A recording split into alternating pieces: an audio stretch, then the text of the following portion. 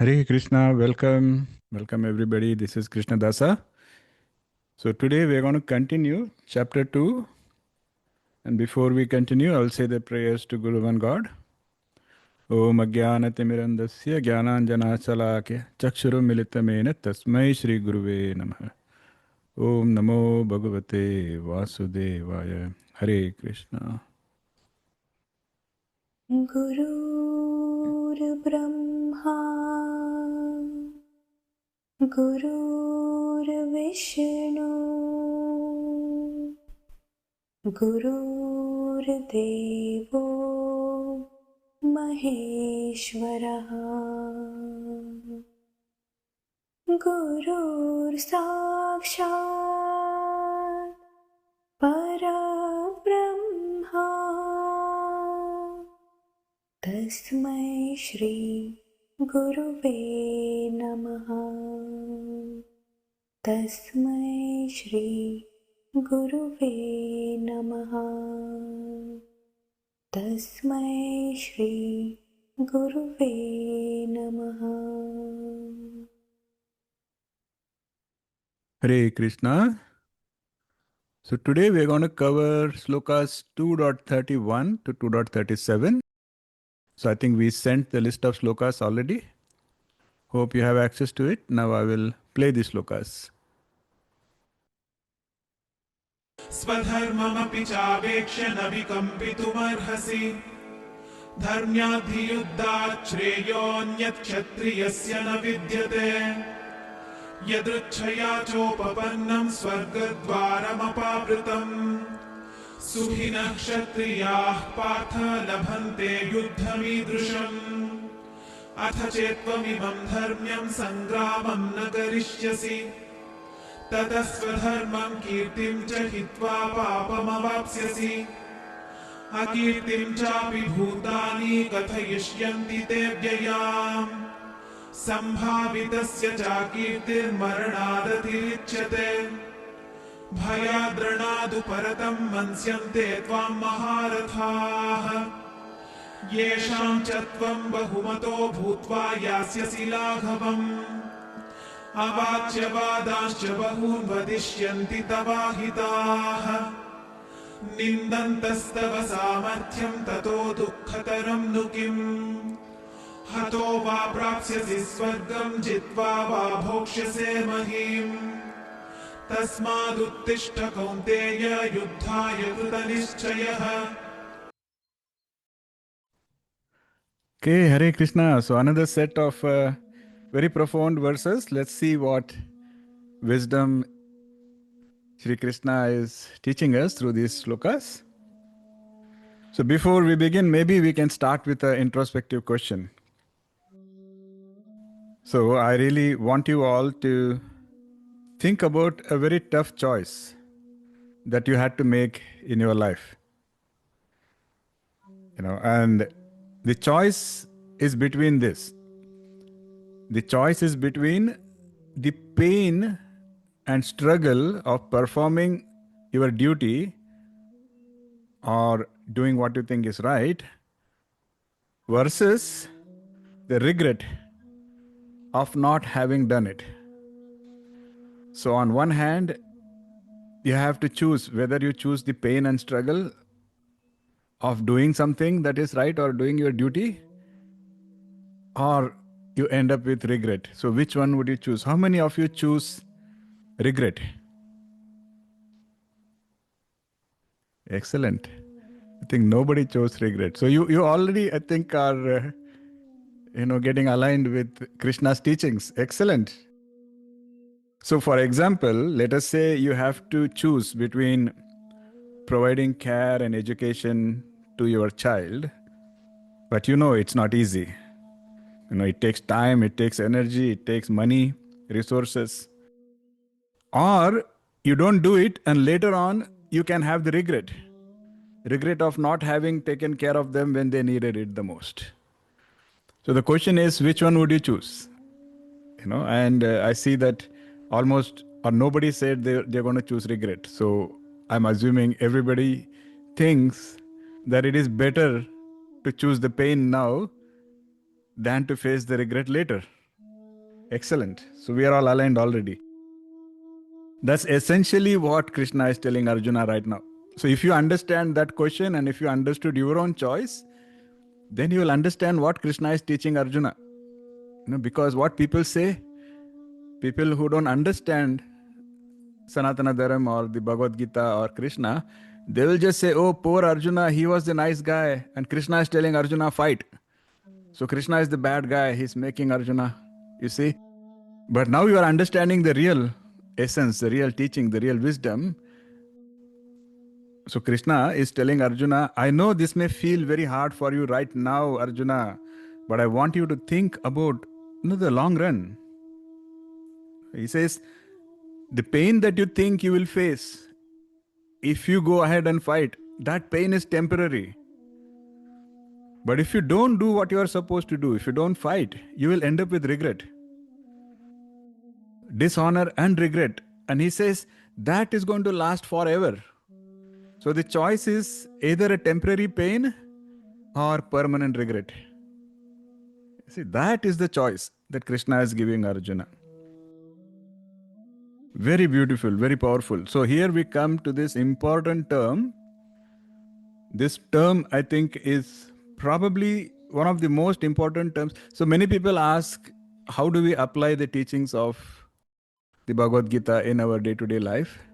From that perspective, this term is one of the most important terms for all of us.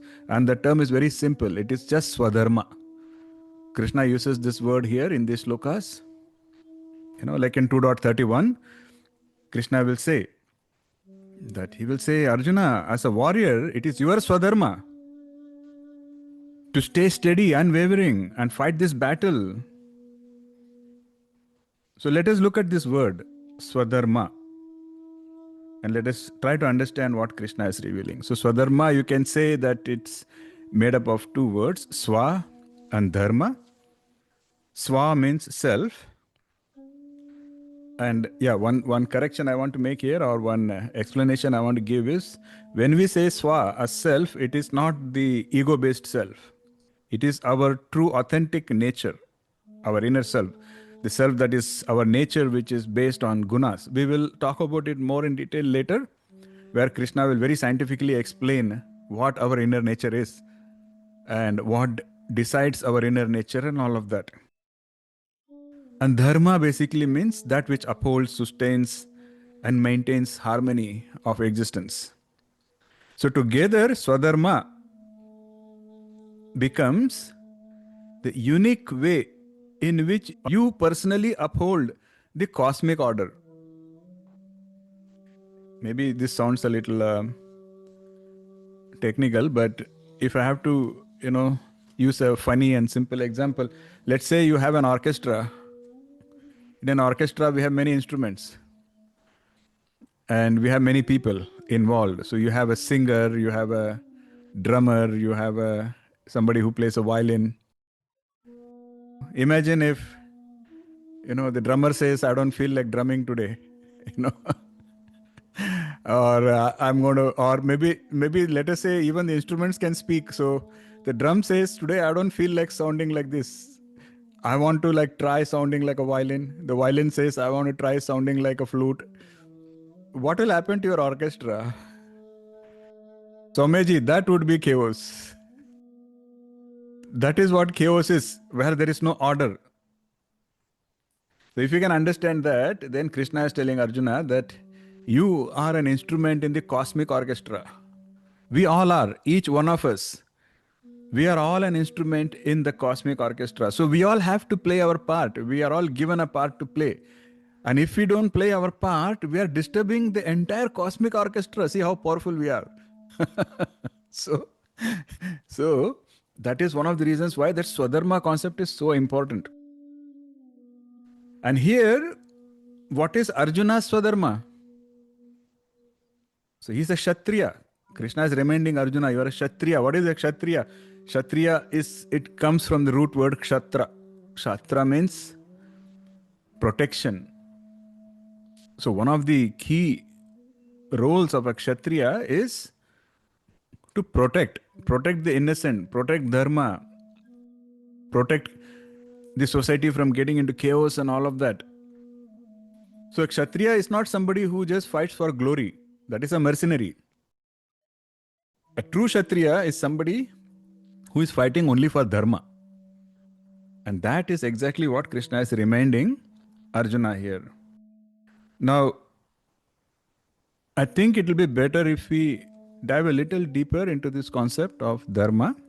That will make it easier to understand what Krishna is teaching here. So Dharma operates in multiple levels, and there are many types of Dharma. At the top, I would say there is Sanatana Dharma, and we spoke about it during the introduction. Sanatana itself means eternal. So Sanatana Dharma is a dharma or principles which are eternal. Doesn't matter which location you are in, doesn't matter which time period you are in. Those principles, those values, they never change. There are principles like compassion. Compassion is going to be a virtue no matter which geography you are in, no matter which time period you are in. Just like that, purity of heart is always going to be a virtue. So that is Sanatana Dharma. If you contrast it, on the other side we have something called as Yuga Dharma. Yuga Dharma is a dharma which is specific to a particular yuga or a particular period. So I can give you a very funny example. I'm saying funny because I've heard my ancestors fighting about it. Brahmins, for example, in older times, it was considered that if a Brahmin crosses the ocean, then he's no longer a Brahmin. But that was a Yuga Dharma. It was applicable to the previous Yuga. Why? Because in that Yuga, it was not easy, first of all, to cross the ocean. It was very hard, very difficult. And a Brahmin was not made for hard labor. So that is the first contradiction. Second, the journey is going to take months, if not years, in a boat or a ship. And you cannot expect sattvic food when you are in a boat or a ship for like a few months or a year. And what happens once you reach the other shore? They are not people from Sanatana Dharma. They don't understand that. They are foreign cultures. The same problem. You cannot follow your Brahmin duties when you are in such a situation. That is why in that Yuga they said that if a Brahmin crosses an ocean, then he's not a Brahmin anymore. That doesn't apply today. Why? Today, if somebody wants to travel, no matter where, they get a nice airplane ticket, they sit in an AC, and within 24 hours, pretty much you can reach any point, and the flight will have like 10 menu options, Asian option, Jain option, veg option, right? So today it's not a challenge. So today that dharma does not apply. So it is I'm trying to give you a contrast. So that is Yuga Dharma. Whereas what Krishna is teaching, that is Sanatana Dharma, because it was applicable thousands of years ago, it is applicable today, and it will be applicable no matter how much we go in the future. Just like that, there is a Varna Dharma. Varna is, the Varnashrama system. So Varna and Ashrama. So there, like, people have their own duties. Like if you are a teacher, your duty is to teach. If you are a preacher, your duty is to preach. So that is called as Varna Dharma. And then Ashrama Dharma is a dharma based on what stage you are in your life. If you are a young kid, you are supposed to follow brahmacharya, you are supposed to dedicate your time learning, you dedicate your time in serving. So that is your ashrama dharma as a brahmachari. And then when you grow up a little bit more, your duties become the duties of a grahastha. That is a separate set of duties. And when you grow older, you have a separate set of duties. Like you have to now share your wisdom, you have to like coach people, and so on and so forth. So as you see, there are so many types of dharma now. Sanatana Dharma, Yuga Dharma, Varna Dharma, Ashrama Dharma, and all of that. And at this moment, Krishna is reminding Arjuna what his dharma is. At that point in time, for Arjuna, what was his dharma? That is what Krishna is reminding him. And he's saying, right now, for you, your dharma is the dharma of a kshatriya. You are a kshatriya. So at that time, that was the right duty for Arjuna to protect his people and protect dharma. So he had to go and fulfill those duties. Now, there is also one more categorization of dharma is paradharma and aparadharma. In general, whenever we put a in front of anything, it becomes a little inferior. Like sat and asat, trupti and atrupti, para and apara. So like that you have paradharam and aparadharam. What is the paradharam? That is the universal supreme duty of every human being. That duty is the duty of spiritual evolution. We are supposed to listen to our soul's ultimate journey. We are supposed to make progress. We are supposed to evolve spiritually. We are supposed to find that union with that divine. That is the paradharma of everybody, every human. Then there is aparadharam. Aparadharam is everything else, which is your material duties. This is where you have this, oh, I'm a wife, I'm a husband, I'm a father, I'm this, I'm that, I'm a businessman. That is all comes under the apara duty, apara dharma category. Why we are talking about this is because most of the times, most common conflict or apparent conflict is people will always ask, how can I be spiritual when I have to earn money? I have to support my kids. I have to do this, I have to do this, I have to be a businessman, I have to be a doctor, I have to be a lawyer. So they somehow see a kind of contradiction between their aparadharam and the paradharam. So somehow they think they can do this paradharam only when they have completely taken care of all their aparadharam. That means they are thinking they will do aparadharam only when they are not fit to do anything else. But that's not a fact. Because this is, if you see, Arjuna's dilemma is very similar. Arjuna is talking about how can I seek the divine and how can I, do all of that if you are also asking me to fight. So this is where Krishna's brilliance comes in, Krishna's genius, where Krishna, he explains and showcases that your paradharam and aparadharam, they are not contradicting, they are not opposing forces. Krishna says they are two wings of the same bird. Very beautiful. The lesson, if you have to make it very simple, Krishna's teachings here is, if you want to make it very simple, it is that if we do our apara dharma sincerely, without attachment, then that provides the means to take care of your paradharam. See, that is as simple as that. If you don't do what you are supposed to do when you are a student, then your life is always going to be difficult for you. Then of course you cannot focus on spirituality or anything higher. Just like that, when you are a grahastha, if you are not doing your grahastha duty, if you are not doing your duty towards your child, duty towards your wife, duty towards your society, if you don't do that, you are going to get into a lot of trouble and a lot of turmoil. And then how can you then focus on? So if you see the irony, the problem is only when you don't do your aparadharma sincerely. Only then it becomes difficult to focus on spirituality or focus on paradharam. If you do your aparadharma sincerely, without attachment, the way Krishna has taught us, that actually helps us then take care of our paradharma. It's a very profound lesson here. Is it making sense, or did anybody have any questions here or contradictions or doubts? Okay, good. Deepali, you had something? Okay.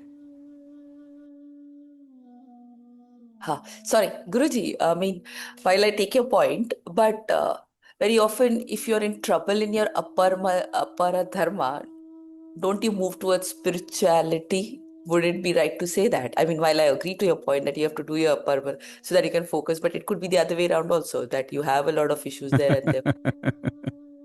Yeah, see, the problem is there. The problem is, you are right that whenever we are in trouble, we tend to turn towards God. But that's not spirituality. That is transaction. Then you are telling God that I'm in this trouble. You know, help me get out of this trouble, then I will go pray to you.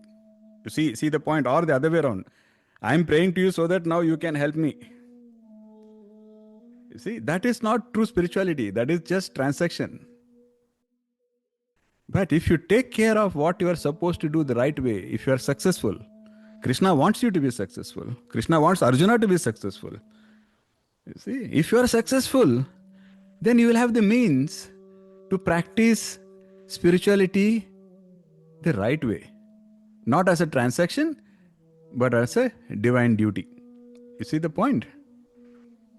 That is the thing. Yeah, Soumyaji, you had something as well? So, Guruji, if we are executing our aparam dharma with our utmost sincerity, which is achieving excellence in that particular field, let's just assume that. Let's just assume I'm a cricketer and I'm the one who has achieved excellence in it. But that takes so much of time. Then how do I attach myself? Like, how does my param dharma is getting taken care of if I'm not even paying attention to it? Or Excellent if I question. Excellent question. Excellent question. So we will come to that later. Krishna will give you the exact techniques. So it is called as renunciation in action, where you can everything. I think you gave this answer in one of the other sessions where you said, do we just offer it to Krishna? What I'm doing, the results, am I offering it to Krishna? Okay, like you are a dancer and you're dancing well, you're going to get fame, name, but you are not interested in that. You are saying all that glory belongs to Krishna. Okay, so that way you are doing spirituality while you are performing your apara dharma. So that's a very master class. It will come now in the next few chapters. Krishna will go into more details, but that's an excellent question. And I want to tell you that has been completely addressed by Krishna. Excellent. Now we come to this regret part. We'll dive a little deeper because Krishna has been very categorical here. So Krishna, he is giving a warning. Now this warning may seem a little harsh in today's for modern people. They may think Krishna is being harsh, but in 2.33, Shri Krishna says, Tataha swadharmam kirtim cha hitva papam avapsyasi. One of the very few places in our Vedic scriptures where you will see the word pap. It's very, very sparingly used, this word. Because as I said, Sanatana Dharma is not about condemnation. So here, Krishna is saying, if you do not fight this war, if you abandon it, if you abandon your duty, you are going to incur sin. Now, we have to dive a little deeper here. But let us understand what this really means. Now, here is where there is a huge difference between how Sanatana Dharma and our Vedic scriptures treat this concept of sin versus how some other cultures treat it. Because in the Vedic culture, in Sanatana Dharma, papam or sin is not about an angry God who is going to come and punish you. It is not about some external force which is going to push you into a eternal hell. That is not what it is. What is it? This is the natural consequence of betraying your own truth.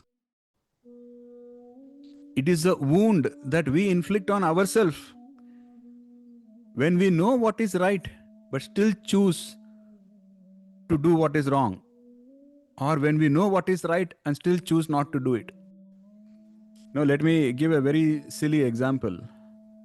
Okay, if Krishna comes and tells you, if you are not careful, you are standing on top of a cliff. He's saying, if you are not careful, you're going to fall and you're going to probably get hurt or die. Now, are you going to say that Krishna is condemning you? And Krishna will use the word papam there. He will say, now if you don't walk carefully, if you don't take care, you're going to incur papam. Because, see, a papam basically is something that is talking about you bringing your own destruction. It is not, Krishna is not going to push you from the cliff, right? That's not what he is saying here.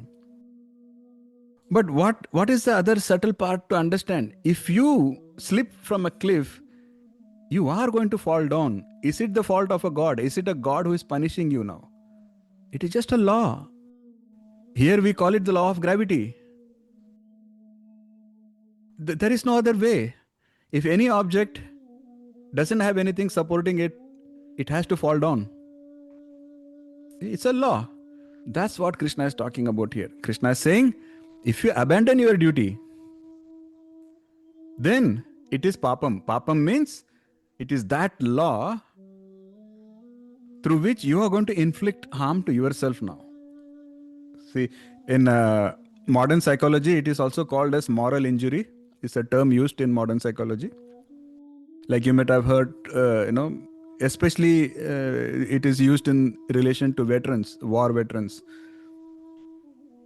And if you see, there are a lot of stories, a lot of interviews that have happened about war veterans. And if you see that, most of the trauma you will see is not about them getting physically injured.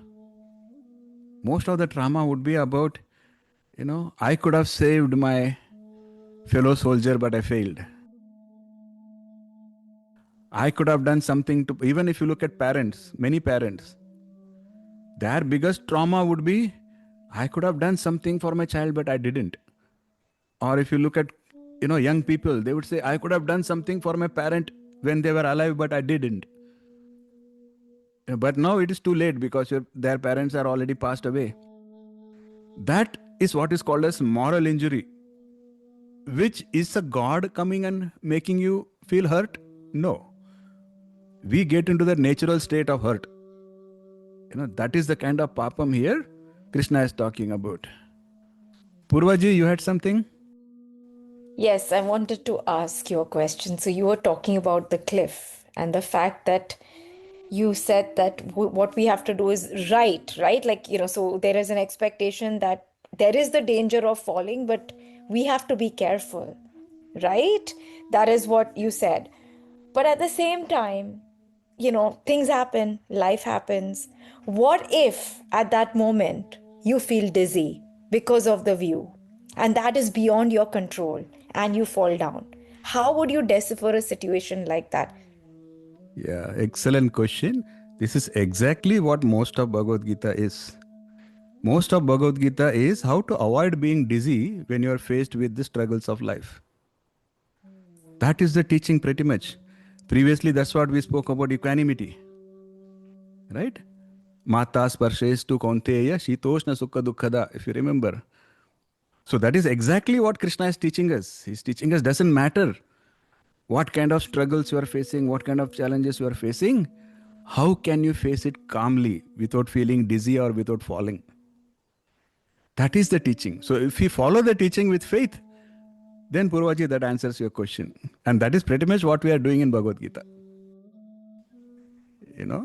We have so many cliffs. Every day we are passing through many cliffs.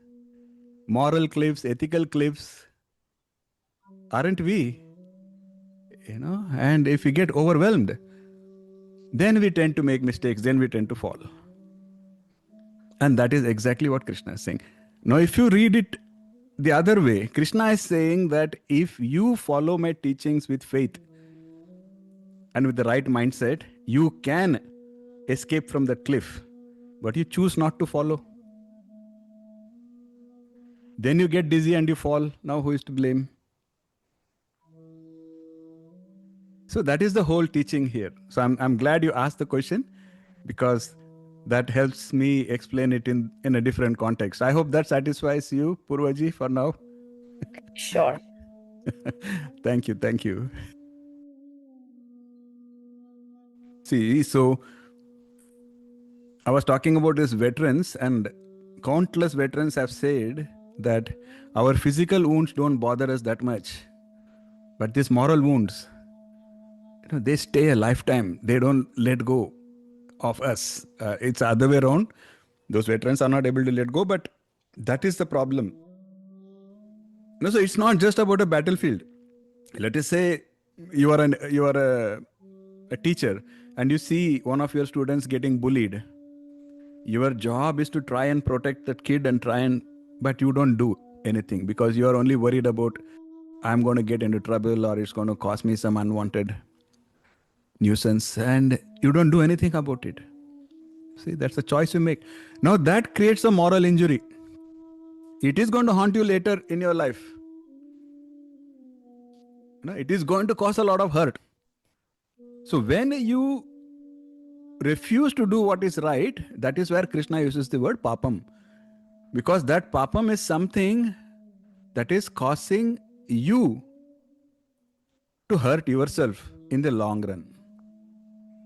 As opposed to saying that it is papam and some God is going to come and put you in a pit of fire.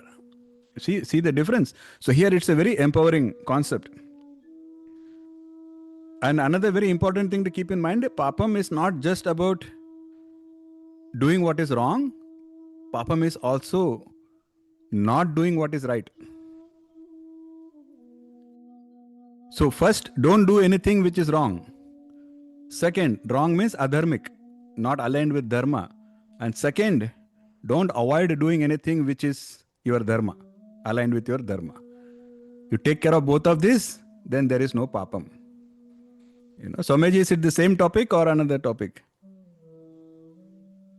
Same topic, Guruji. So sometimes what happens is, because like I raise my voice if I don't think the direction that the leadership team is taking is like not right, or whatever decision they're making is not right? So I'll make point to like point it out to them. However, in the longer run, like I don't know, like the repercussions come.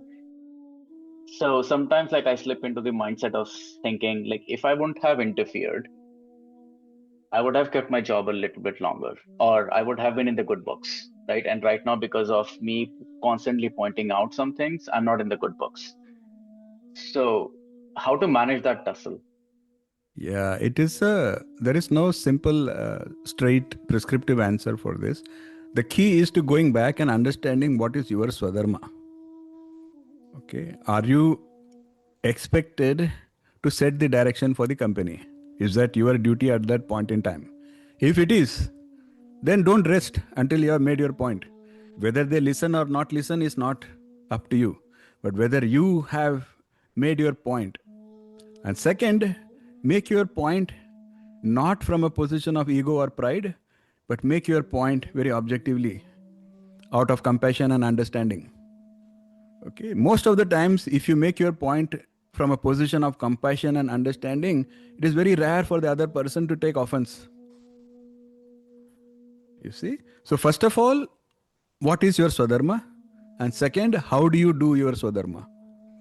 So this is kind of, I would say, a guiding principle, to make sure that we navigate these kind of situations. Of course, apart from papam, there is another term Krishna uses, which may seem very superficial in today's world. That word used is reputation. Do you think reputation really matters in today's world? That's what today's generation thinks, right? They are like, who cares? In fact, today people, they proudly boast about immoral things they have done, unethical things they have done. See, that is Kali Yuga. But Krishna will give a very, very deep and very powerful explanation of this particular concept of, reputation, where Krishna says that Arjuna, for somebody like you, dishonor or lack of reputation is going to be worse than death. Does anybody have any contradictory views here, or any? Does anybody feel like, hey, something is not making sense? No, it's fine. See, because usually what people ask when we speak about reputation, when we speak about this part of Bhagavad Gita, usually people will say, why should a spiritual person care what others think? Isn't it a very common rhetoric that comes? If I'm spiritual, why should I care like what anybody thinks? But Krishna's teaching goes much deeper, where the actual word Krishna uses is akirti karam Arjuna, akirti, which is just not just bad reputation. it is the lasting impact of our actions on our consciousness and also on the collective consciousness of humanity. See, I'll give you a small story now. It's an interesting story, and it's not just a story, it is history. So I've taken it from the American history to make it a little interesting for the Western audience. So this history is about the Texas Revolution that happened somewhere in the year 1836. So there was a conflict going on between, if you don't know, Texas was not always part of United States. Okay, it was a disputed area between the settlers and the Mexican army. So the conflict was between the American settlers, they were known as the Texians, and the government of Mexico was led by a general. He was just known as Santa Anna. His full name was pretty long, Antonio Lopez de Santa Anna. And so the focal point of this whole struggle, it all came to one moment, one day, where there was a small Spanish mission in San Antonio, which was known as the Alamo. It was not a very strong fort. It was like a little fort, but it was not really that strong. So it was not providing enough protection.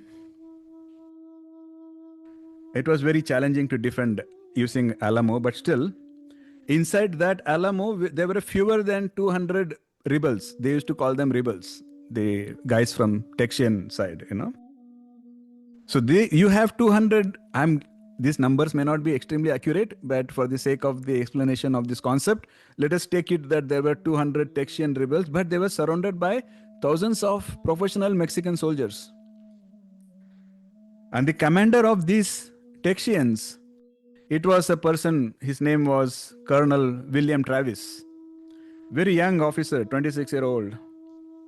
And he was facing, as you can imagine, it was a kind of an impossible situation. Because Santa Anna, who was from the Mexican side, he had made it very clear that I'm not going to take any prisoners. So if you guys are going to fight with me, you are all going to the grave pretty much. So this Colonel Travis, he had an impossible situation because first of all, he can't control the numbers.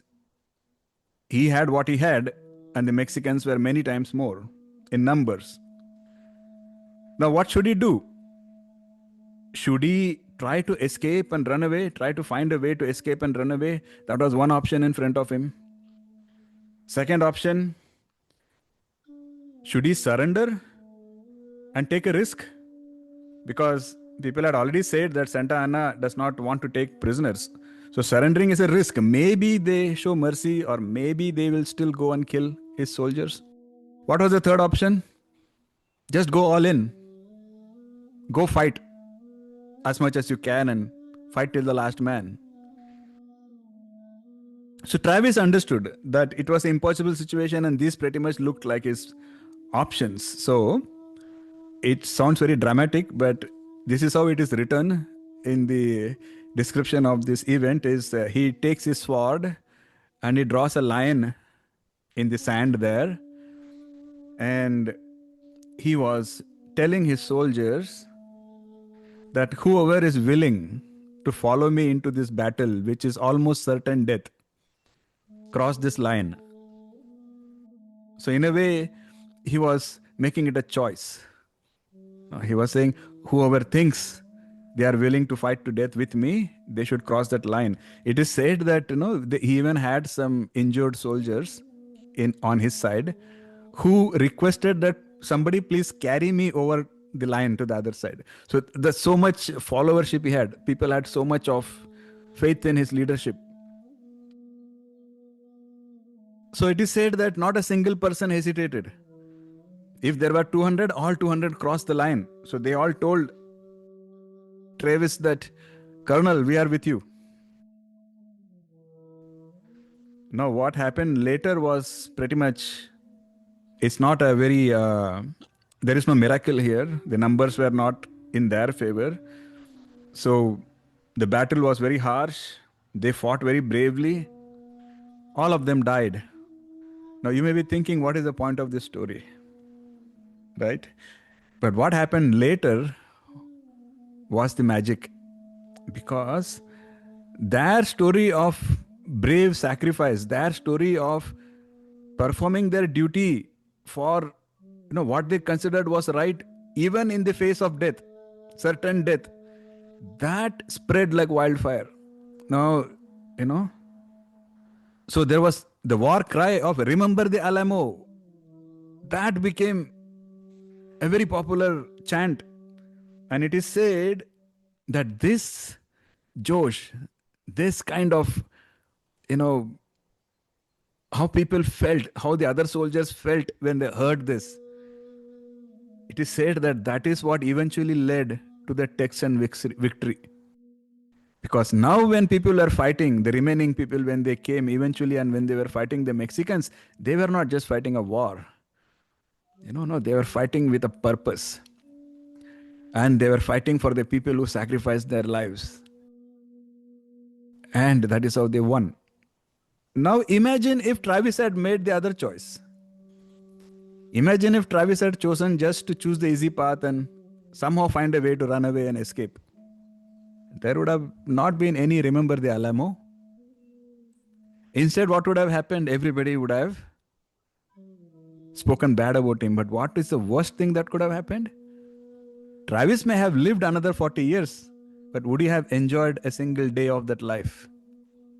It would have come to haunt him every night, isn't it? That is exactly what Krishna is telling Arjuna here. He's saying, if you run away from this battle, it is papam, and you are going to just get akirti.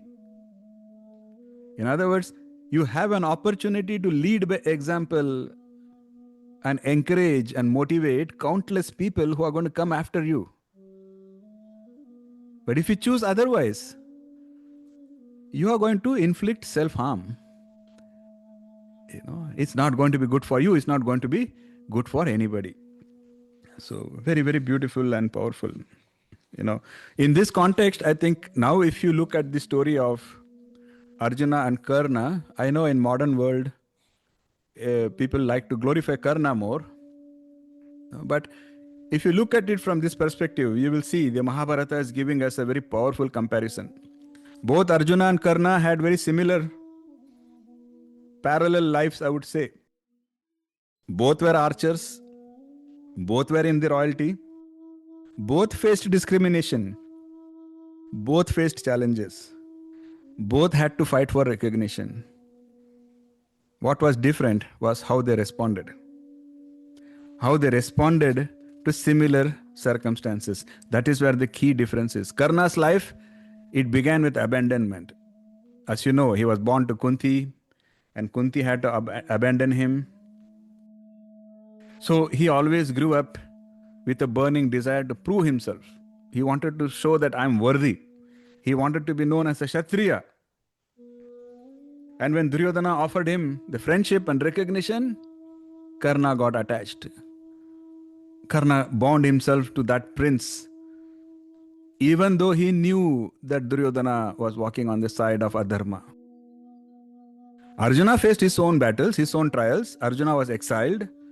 Arjuna was humiliated. Arjuna was even forced. The great Arjuna, the greatest archer, the greatest warrior who could destroy entire armies single-handedly, he had to play the role of an unmanly eunuch.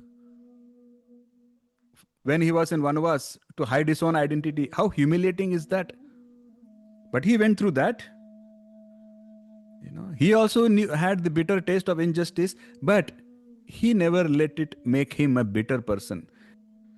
He used each trial to refine his own character. While Karna was seeking validation from others, Arjuna was trying to seek excellence within himself. Karna's loyalty was to a person who recognized him, whereas Arjuna's loyalty was to Dharma. You see the parallels. Same situation, same everything, but how you respond totally changes the course of your destiny. The crucial moment came when Krishna gave Karna the choice. Krishna told Karna, you are actually the eldest Pandava brother, and I am offering you. He said, if you just say yes, all the Pandavas will serve you. Karna chose to be with Duryodhana. Why? It may seem very noble. On the surface, it may seem very noble. Was it really noble? It was actually a tragedy. Tragedy of misplaced loyalty. Why? He chose personal gratitude over Swadharma. What was his Swadharma? He wanted to be recognized as a Kshatriya, but he didn't understand the meaning of what the Dharma of a Kshatriya is. A true Kshatriya is supposed to protect Dharma, but he was fighting against Dharma. Just because he was giving priority to his personal gratification, his personal, loyalty. See the problem? The two great warriors, they made different choices and history remembers them differently. That is exactly what Krishna is warning Arjuna now in this battlefield, saying, make the right choice.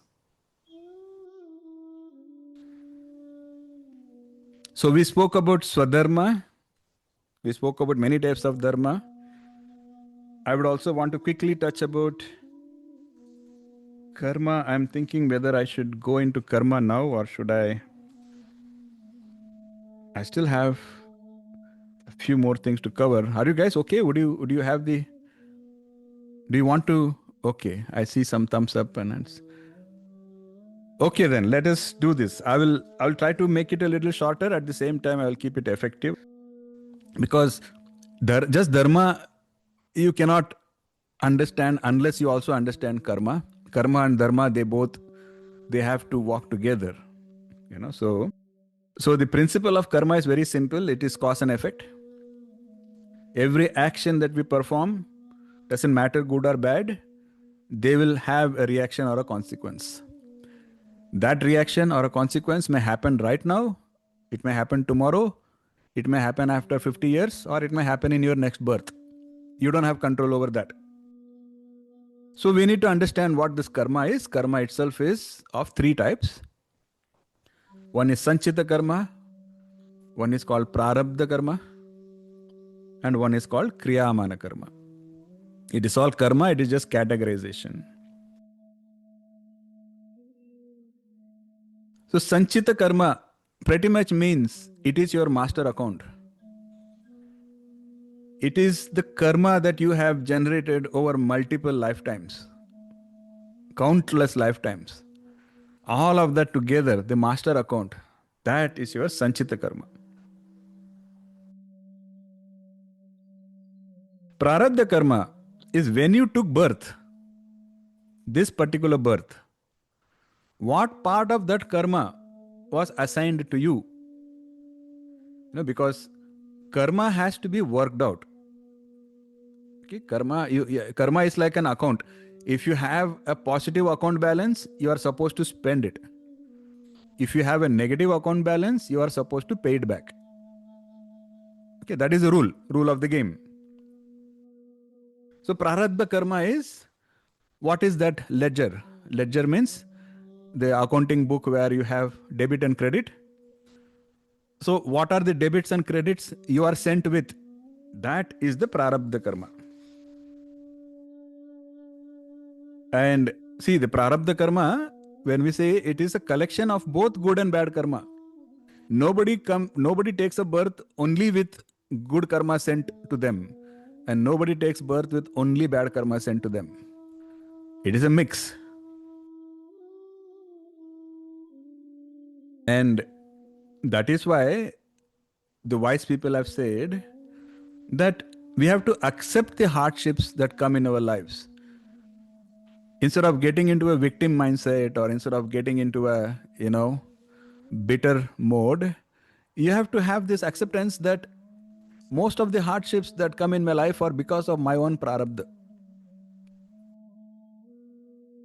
It's a very difficult act. It's very difficult to acknowledge that it is probably because of my own karma. It's not easy, I know, but it's a fact.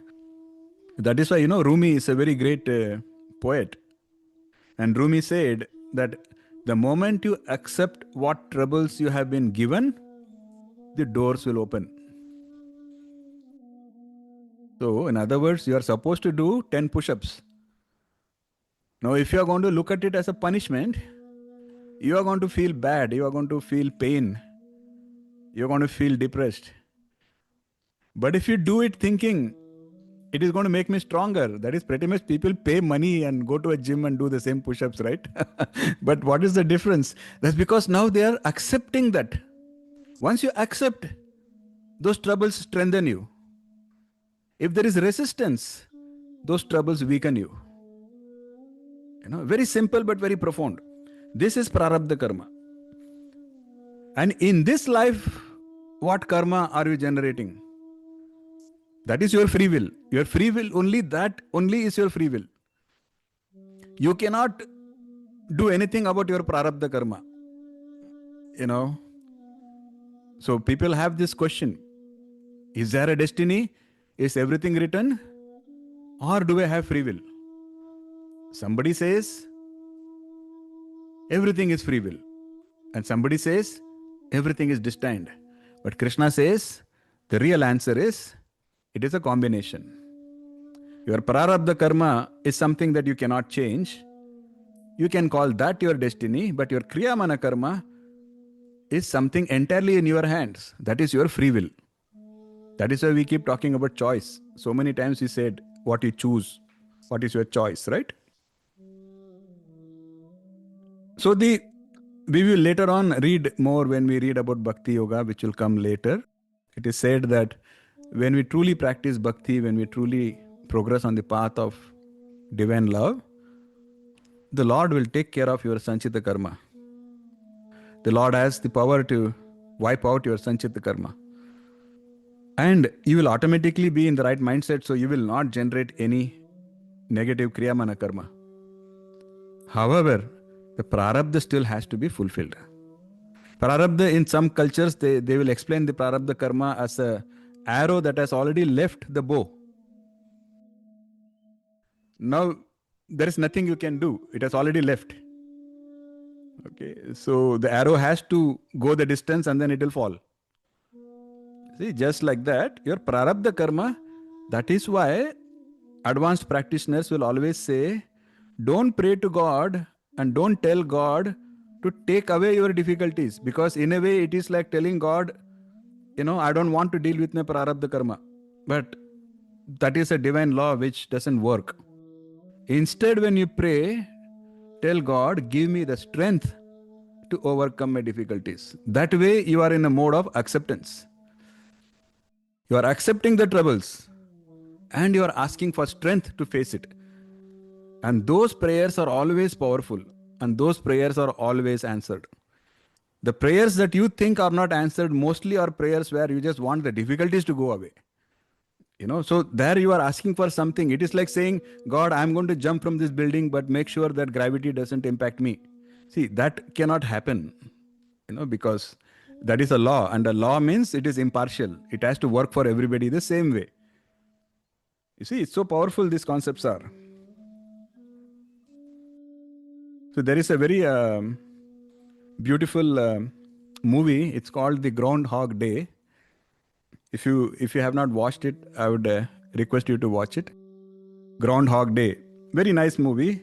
The central theme of the movie is that the hero of the movie, at one point in his life, he realizes that somehow the same day is repeating. The alarm rings, he wakes up, he looks out his window, he sees snow, he sees somebody walking, he sees something, and then his life is a certain way. The next day the alarm rings, he wakes up, he sees the time is exactly the same, he looks out the window, the exact snow, the exact same person is walking, and soon he realizes that something happened and now I'm looping. Now the same day has started repeating every day. Now the beauty comes once he realizes that he's in a loop. The beauty comes once he realizes that he's repeating the same day. Now he has a choice. What does he do with it? So first, he makes the easy choice. He says, I can now gamble.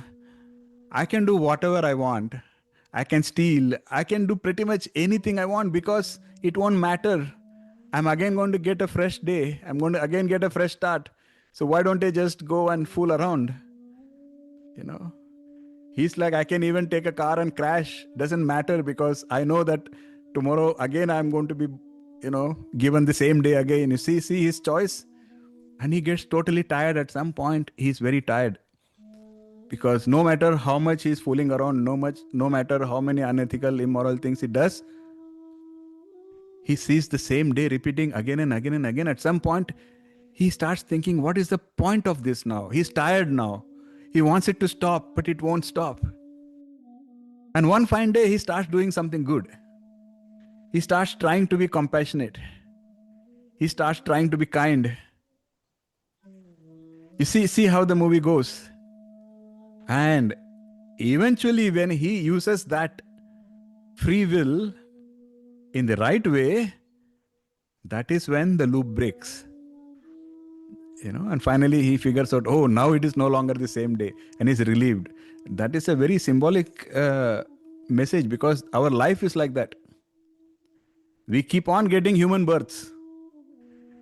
God keeps on giving us choices, and every human birth is our choice what we do with it.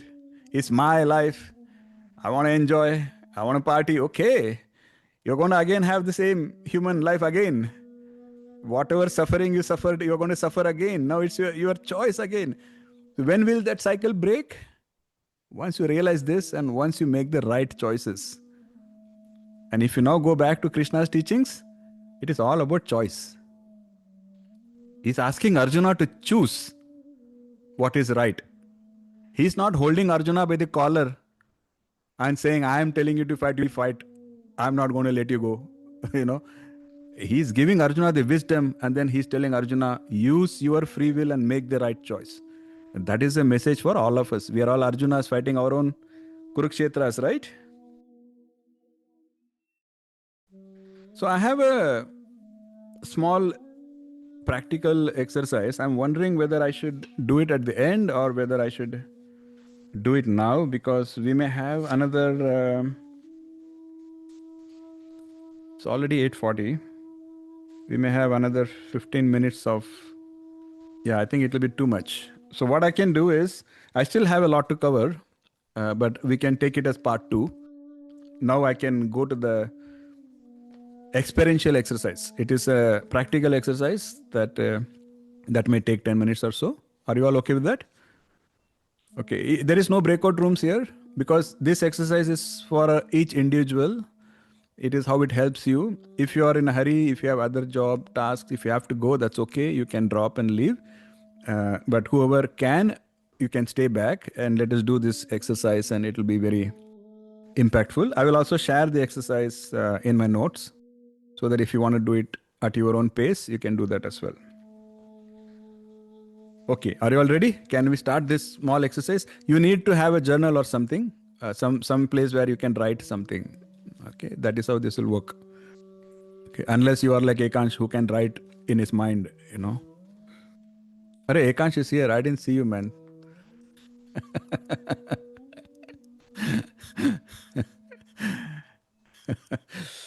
Okay. So take a couple of minutes, just sit comfortably, have something to write.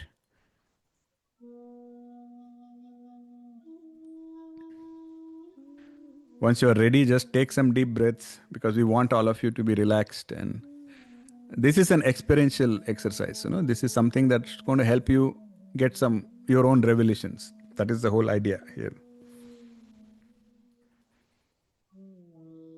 And set the intention now. The intention should be that I want to discover the wisdom about my own Swadharma. Because that was the punchline, that was the key word we used, Swadharma. And the most commonly asked question is, how do I know what is my Swadharma? Because it is not easy. It is not like olden times where your parents told you what your duty was.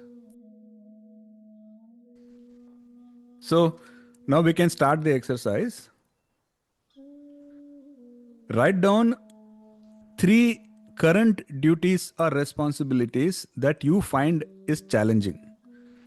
You think they are your duties and you find them to be challenging. Pick any 3. You can write it in short form. You can write it however you want.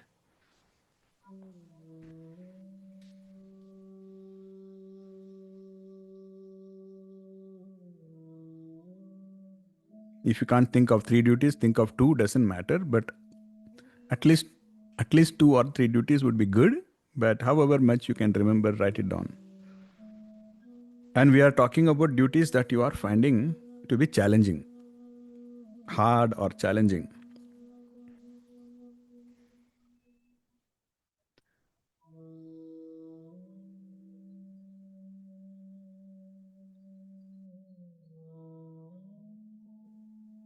When you are ready, you can give me a thumbs up.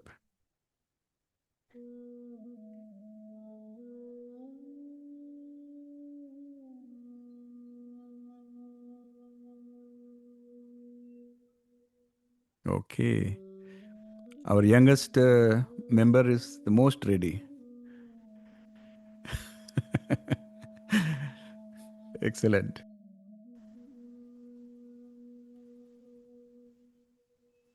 I hope you have an idea now. You have listed your duties, and you have listed,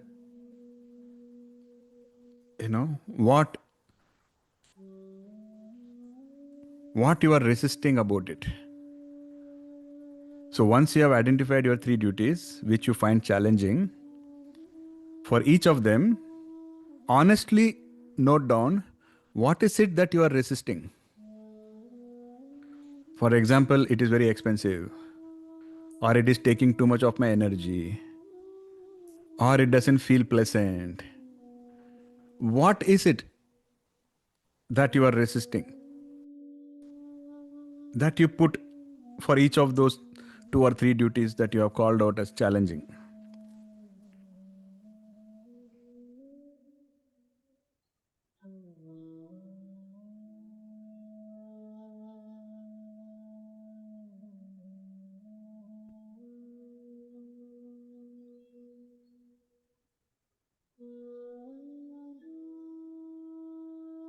Okay. People are busy writing so many challenges.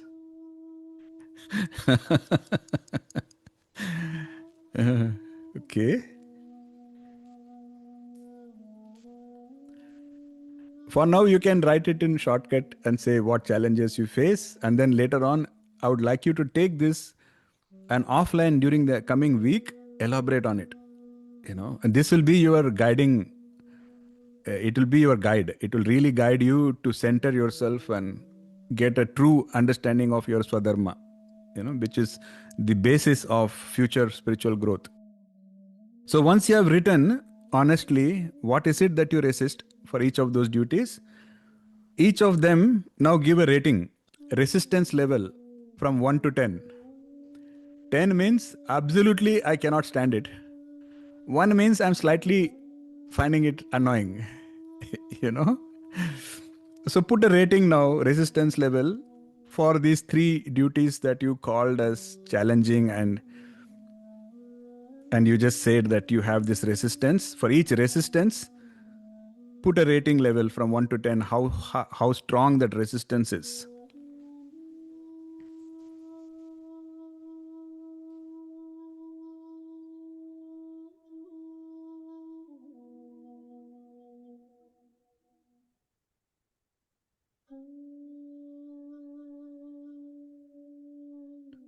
Just a number, right?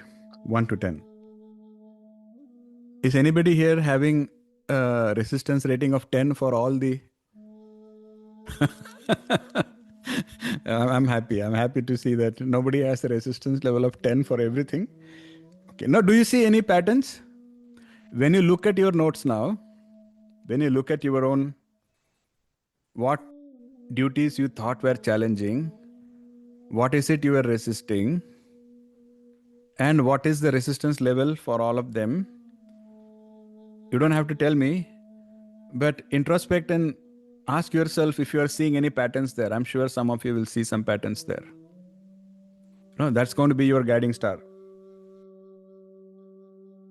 Now, what I would like you to do, request you to do, is now pick that one duty which has the highest resistance. Whatever you rated as highest in resistance, now pick that one. Done? Okay.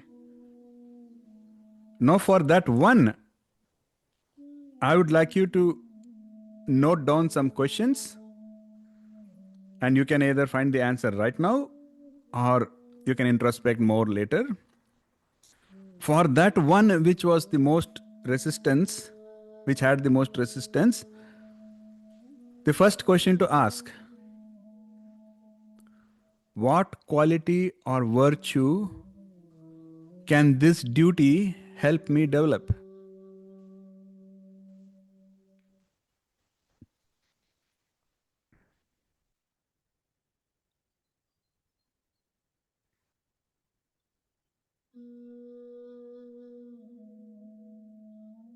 I'll repeat the question. What quality or virtue could this duty help me develop? Think about the answer. The second question: who benefits when I perform this duty with love and compassion?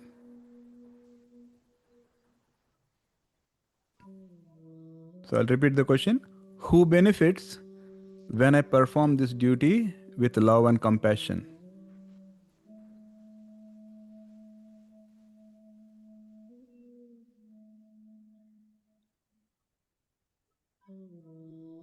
Then the third question: how does this connect with my deepest purpose?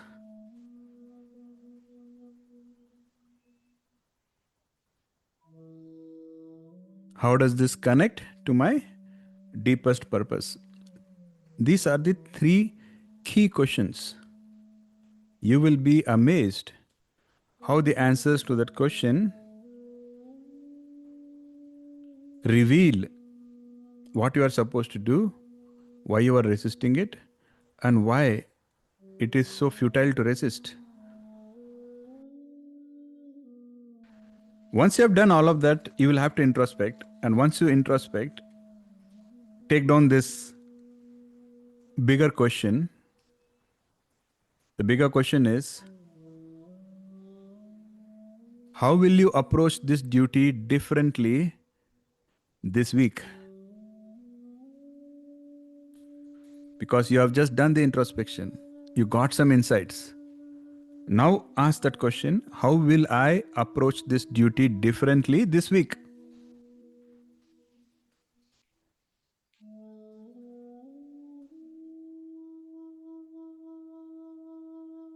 And write a small affirmation after that. An affirmation means it is a positive statement that you are supposed to believe in. It's not just a positive statement, you have to believe in it. So write an affirmation that says, my duty is my doorway to the divine.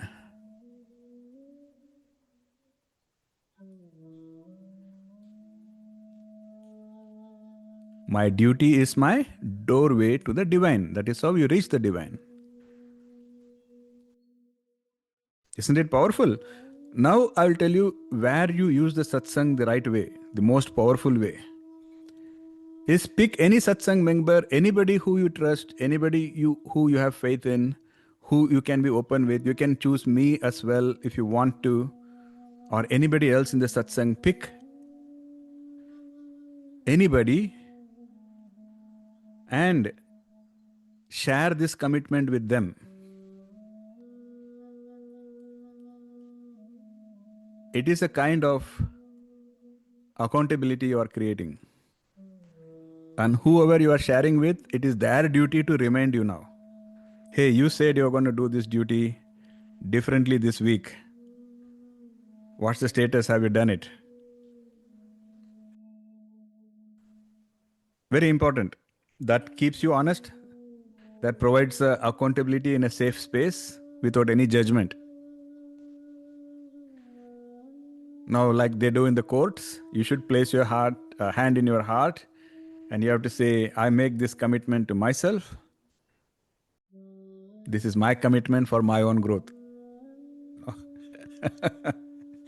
So that, in my opinion, is a very powerful exercise. If you can do this a few times and if you can try to introspect, it's like magic. Your Swadharma will just come to the surface. Nobody has to then tell you what your Swadharma is.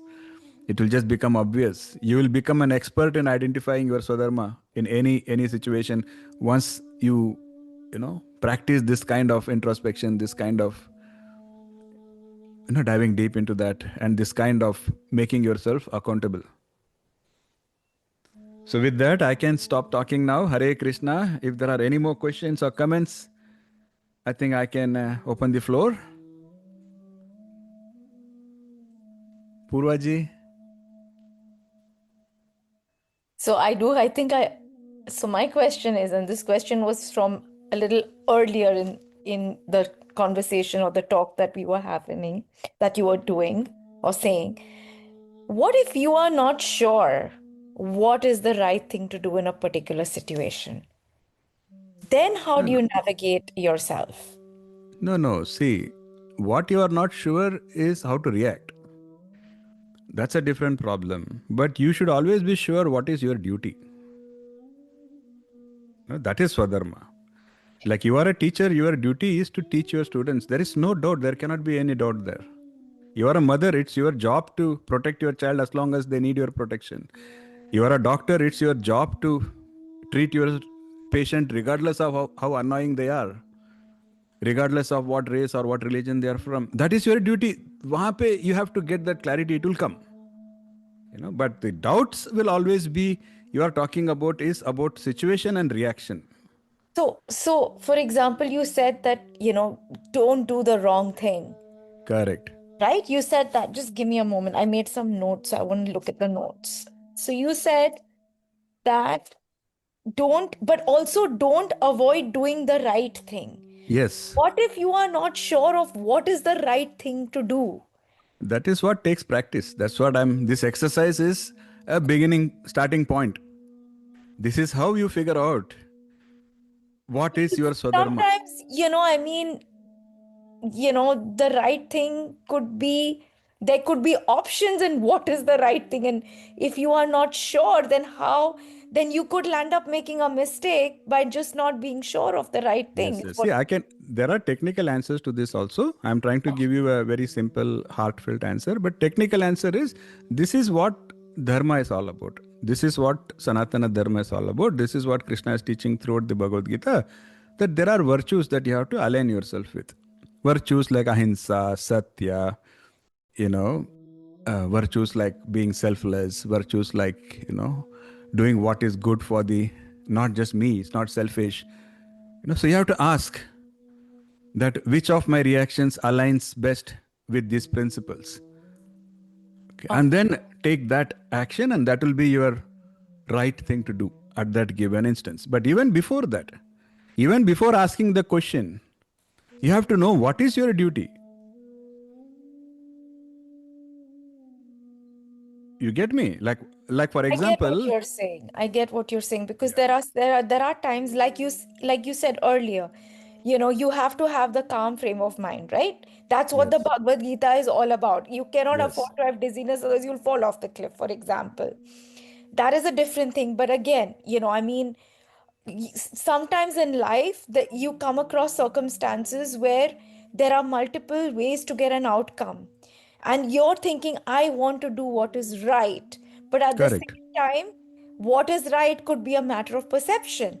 But I get what you're trying to say is that's when you look at the various options you have, and then you see which one aligns with the eternal laws or the eternal principles of Dharma. Exactly. Is that what you're trying to say right now?